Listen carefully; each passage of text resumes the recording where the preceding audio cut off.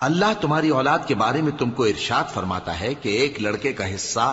2 لڑکیوں کے حصے کے برابر ہے، اور اگر اولاد میت صرف لڑکیاں ہی ہوں یعنی 2 یا 2 سے زیادہ تو کل ترکے میں ان کا 2/3 ہے، اور اگر صرف ایک لڑکی ہو تو اس کا نصف ہے، اور میت کے ماں باپ کا یعنی دونوں میں سے ہر ایک کا ترکے میں 6واں حصہ ہے، بشرطے کہ میت کی اولاد ہو، اور اگر اولاد نہ ہو اور صرف ماں باپ ہی اس کے وارث ہوں تو 1/3 ماں کا حصہ ہے، اور اگر میت کے بھائی بھی ہوں تو ماں کا 6واں حصہ ہوگا۔ اور یہ تقسیم ترکہ میت کی وصیت کی تعمیل کے بعد جو اس نے کی ہو یا قرض کے ادا ہونے کے بعد جو اس کے ذمے ہو عمل میں آئے گی۔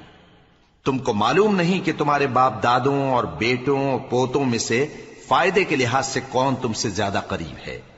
یہ حصے اللہ کے مقرر کیے ہوئے ہیں، اور اللہ سب کچھ جاننے والا ہے، حکمت والا ہے۔